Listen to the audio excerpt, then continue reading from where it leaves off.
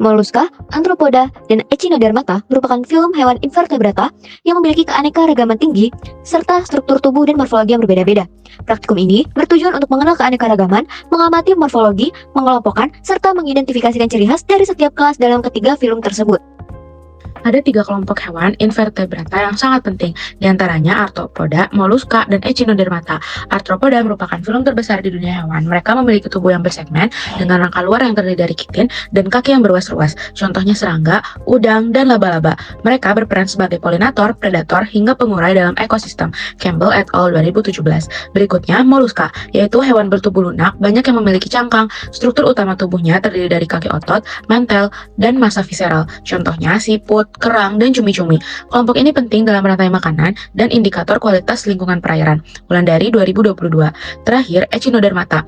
Hewan laut seperti bintang laut, bulu babi, dan teripang, mereka memiliki simetri tubuh radial pada fase dewasa dan sistem vaskular air yang unik. Echinodermata berperan menjaga keseimbangan ekosistem laut dan menjadi indikator kesehatan terumbu karang. Immaculata 2023. Jadi, ketiga film ini memiliki ciri unik dan peran penting dalam menjaga keseimbangan ekosistem. Selanjutnya ada langkah-langkah. Yang pertama, alat dan bahan disiapkan. Yang kedua, preparat awetan yang setelah disediakan diamati dan dicatat serta didokumentasikan. Kemudian, untuk pengamatan tubuh bagian dalam dari bekicot, keluarkan bekicot dari cangkoknya dengan menggunakan bantuan alat bedah. Nah, kemudian untuk cumi-cumi setelah diamati morfologinya, dilakukan juga pembedahan pada bagian posterior melewati sipon sampai akhir dorsal tubuh untuk mengamati struktur alat dalamnya.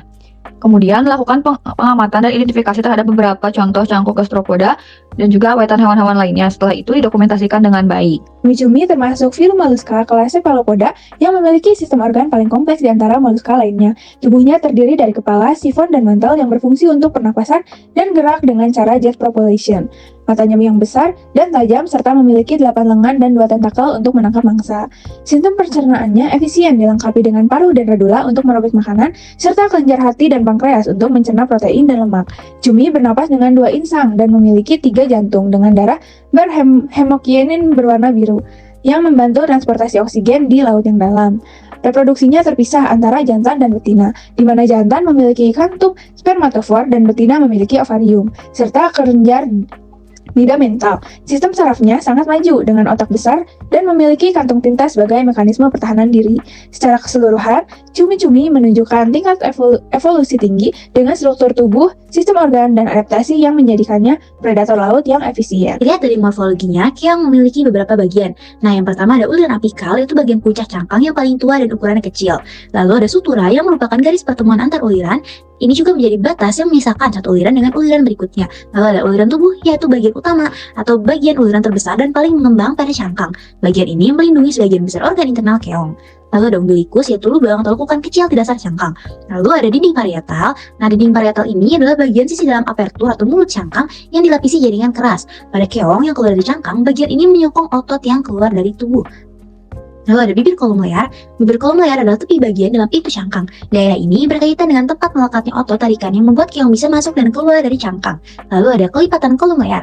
Nah, lipatan ini merupakan lipatan pada kolumella atau poros pusat cangkang yang fungsinya membantu memperkuat struktur cangkang dan menjadi tempat melekatnya otot utama tubuh keong. Nah, jika dilihat dalam sisi anatomi keong, gambar ini memperlihatkan struktur ketika keong sudah dibuka. Yang pertama ada foot atau kaki. Foot ini adalah bagian berotot yang digunakan keong untuk bergerak. Pergerakan dilakukan dengan kontraksi otot dan dibantu lendir. Lalu ada operculum. Operculum adalah penutup pintu dari bahan keras yang menempel pada bagian belakang kaki. Saat keong masuk ke cangkang, operculum menutup apertur sehingga tubuh terlindung dari predator dan kekeringan. Lalu ada martil. Nah, martil ini adalah selaput tubuh yang melapisi bagian dalam cangkang. Fungsi utamanya adalah menghasilkan lapisan cangkang baru, mengatur pertukaran gas, membungkus rongga tubuh bagian atas.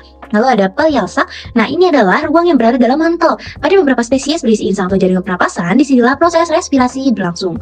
Lalu ada digestive gland atau kelenjar pencernaan. Kelenjar ini berperan seperti hati pankreas pada keong yang fungsinya mencerna makanan, menyerap nutrisi, dan menghasilkan enzim pencernaan.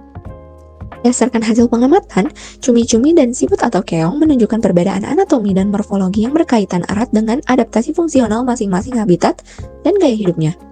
Cumi-cumi memiliki tubuh yang mendukung kemampuannya untuk berenang cepat, menangkap mangsa, serta pertahanan aktif melalui tinta. Sementara siput atau keong, tubuhnya mencerminkan adaptasi terhadap kehidupan yang lebih lambat dan perlindungan pasif dari predator.